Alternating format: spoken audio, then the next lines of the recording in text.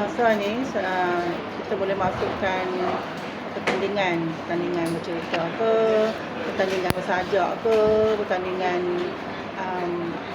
bersajak, bercerita, pidato.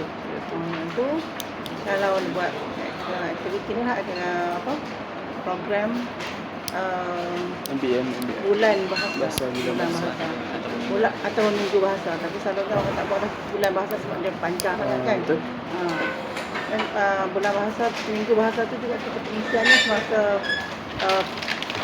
perhimpunan. Masa perhimpunan tu kita boleh tanya soalan secara spontan kan. Kita bagilah hadiah satu ke. Lepas tu dalam kelas kita boleh buat macam tahap 1 tulisan cantik.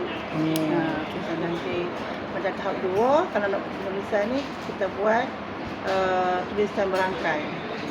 Pertandingan tulisan berangkai kan. Ataupun dalam kelas juga kita boleh buat pertandingan bercerita.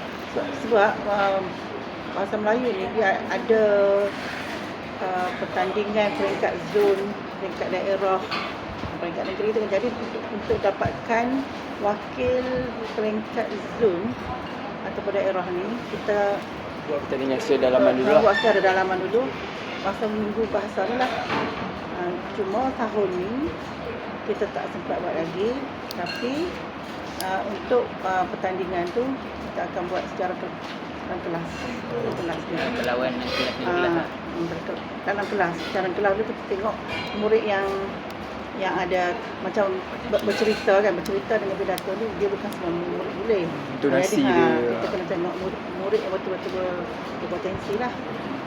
Jadi setakat ni sedang dalam proses mencari murid juga ni. Okey. Jadi cikgu, soalan seterusnya, apakah pendekatan pengajaran yang sering digunakan oleh guru bahasa Melayu kat sekolah ni? Kalau berpusat pada murid lah. Berpusatkan murid. Berpusat pada murid.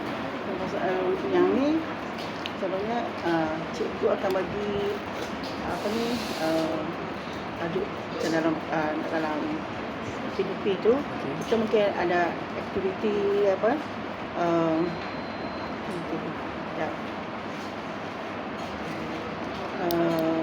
aktiviti dalam pengajaran kita tu macam tu, murid menjawab soalan kan. Menjawab soalan berdasarkan petikan ke apa tu, kita boleh bagi peluang pada murid untuk berbincang. Itu berpusat pada murid. Bagi murid berbincang dan kumpulan. Itu juga merupakan tujuan kita dalam pengajaran tu, untuk murid berkolaborasi. Untuk bincang untuk mendapatkan jawapan lah. Dan mereka untuk mendapatkan keyakinan murid yang bila berhadapan dengan kawan-kawan di hadapan untuk beri jawapan tu, mereka ada keyakinan diri. Untuk ada bincang dengan kawan-kawan. Okey, seterusnya, bagaimanakah guru bahasa Melayu ni menguruskan kelas yang mempunyai tahap kebolehan murid yang berbeza? Setakat ni yang akan bincang sekitar ini, memang di kelas dia murid bercampur. Dia tak asing-asing kelas pandai kelas ni kan. Jadi dia campur. Jadi cara dia itulah, mengajar dulu. Saya akan mengajar dulu secara kelas. Nanti lepas tu kita akan tengok murid yang ada masalah untuk faham tentang satu tajuk tu, akan dikati juga tu lah. Jadi cikgu akan pecahkan kepada kumpulan ke? Dalam satu kelas tu, macam kelas yang saya mengajar, ada dalam 4 orang je murid yang tak boleh menguasai mungkin dari segi membaca. Dia tak boleh membaca lancar lagi. Jadi murid ni kita kena bagi perhatian kepada membaca, ajar dia baca. Yang tu, jadi apabila murid lain tu buat kerja menulis ke apa, kami panggil murid kita ajar secara inilah, ambil masa sikit lah untuk murid ini kan.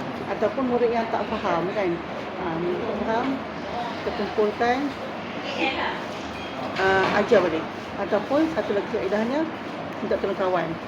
Kawan ajar. Kadang-kadang tu apa yang diajar oleh kawan lebih mereka faham daripada cikgu yang ajar kan. Dia tahap juga ni pun berbeza. Seterusnya, adakah cikgu menggunakan bahan bantu mengajar atau inovasi dalam pembelajaran bahasa Melayu? Contohnya, cikgu menggunakan teknologi ataupun lembaran kerja. Dekat ni kan saya guna lembaran kerja je lah. Lembaran kerja. Lembaran kerja. Kalau macam suruh sajak, contoh sajak ke, contoh syair ke, saya gunakan lah telefon lah. Ataupun audio, gunakan audio. Caranya lah. Okey, seterusnya, apakah bentuk pentaksiran yang digunakan untuk menilai pencapaian murid dalam bahasa Melayu? Okey, macam setiap hari kita mengajar tu kita kena nilai murid juga kan. Betul. Nak pastikan dia tu faham atau tidak, melalui soalan. Kalau ajar satu tajuk ataupun kemahiran tu, dia tanya balik sebelum habis waktu tu kan. Dia tanya balik sama ada mereka faham atau tak faham. Kita menilai dari situ. Ataupun melalui latihan kerja yang kita bagi. Mereka dah buat latihan, dah belajar, kita bagi latihan, kita menilai daripada latihan yang kita bagi itu. Ataupun itulah kita tahu nanti baru ada Pentaksiran lah. Pentaksiran. Okey, dan soalan terakhir, bagaimanakah pihak panitia memastikan guru sentiasa peka terhadap perubahan kurikulum dan dasar pendidikan? Setakat ni sekarang cikgu-cikgu bahasa Melayu sini alhamdulillah mereka lebih peka. Sebab benda tu selalunya pihak pentadbir akan masukkan dalam grup kita maklum kalau ada apa-apa perubahan, dan kalau selalunya ada perubahan ni cikgu-cikgu akan dipanggil untuk kursus. Jadi masalah dari segi ketidaklisan maklumat tu insya-Allah tak berlaku lah. Okey, baik. Terima kasih cikgu.